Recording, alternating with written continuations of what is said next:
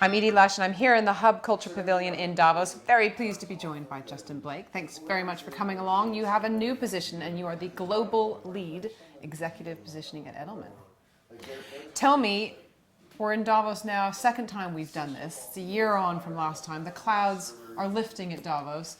The Occupy protesters coming out of their igloos. What did you make of that, by the way? Yeah, well, there was a lot of talk about Occupy coming into Davos, but really what they did is took the brand of Occupy, wrapped it around themselves, and put themselves in some igloos.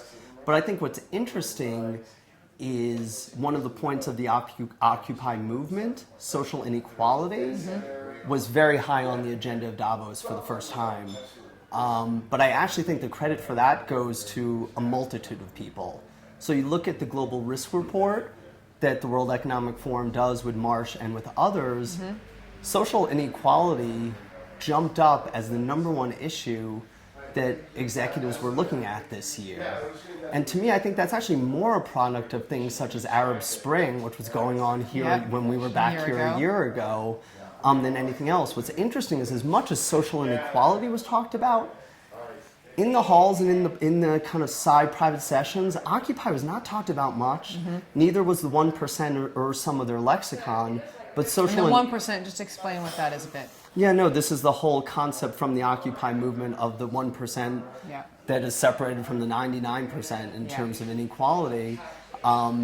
But it seems like really what people, the topic of social inequality was on the agenda. But really the Occupy movement was not something that was very well discussed, even though they were hanging out in igloos not far from here during the meeting. Right.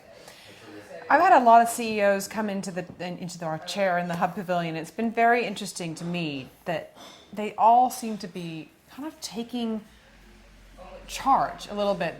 Very little discussion about government, a lot of discussion about the role of business in society. And I just wondered if some of your clients, some of the people that you've been speaking to, had the same experience. Yeah, well, you know, the forum is very big on what it calls multi-stakeholder dialogue between government, business, NGOs.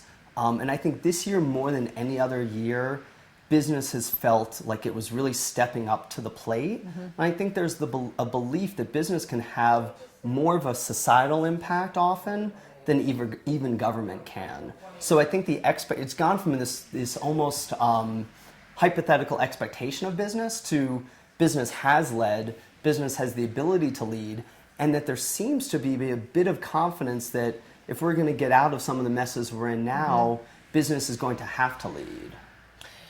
We also had an amazing time here at Hub the other day. We had the launch of Adam Lashinsky's book. You guys had a party for him. Interesting about Apple. What do you think about that? Yeah, well, Adam has written a great book about Apple, and what I find fascinating about Apple vis-a-vis Davos is they're not here. To my knowledge, I don't know that they've ever even been to Davos, but year after year, they're probably one of the most talked about companies. Yeah. And this year, the New York Times did 2 brilliant front page pieces on Apple over the last week. One right as people were arriving at Davos, and one pretty much right at the start of Davos. And wherever I went, that's what those two stories are what people are talking about. And then the total fascination with Apple overall. So I think it's fascinating that they're almost if this were a play, they're that kind of character off stage that everyone's talking about and gets built up throughout the play. Yeah. And maybe they show up at the end of the play or maybe they don't. But, it makes me wonder that perhaps part of why they are talked about so much is because they have this mystique, and part of that mystique comes from being scarce. And it'll be interesting to see if Tim Cook makes a difference. He's obviously a very new CEO, and that was what I was talking about with Adam Lashinsky the other day. He's come from a very different background. He's been in charge of manufacturing. He may be a very different leader than Steve Jobs. Yeah, well, I think that's one of the other interesting things about Apple at this moment in time is everyone's wondering what's next, what's the future for Apple, and that's certainly when we had the party for Adam Lashinsky's book, that's a lot of what people were looking at is Adam, what's going to happen with Apple, what's going to happen with Apple, and I think that's a lot of the fascination too.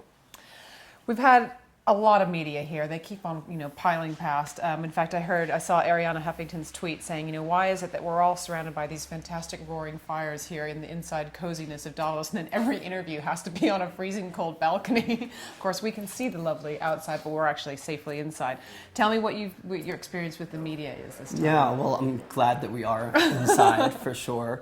And what's interesting about how the media shifts from year to year, so it's almost always about the same number of media that come to Davos, and there was a several-year period of time where it was often the same faces but showing up in new places, so that real disruption of the media. It seems like things have actually settled down a little bit, where this year a lot of the media that comes to Davos were in the same role, at the same publication that they've been for a year or two, so things seem to have stabilized.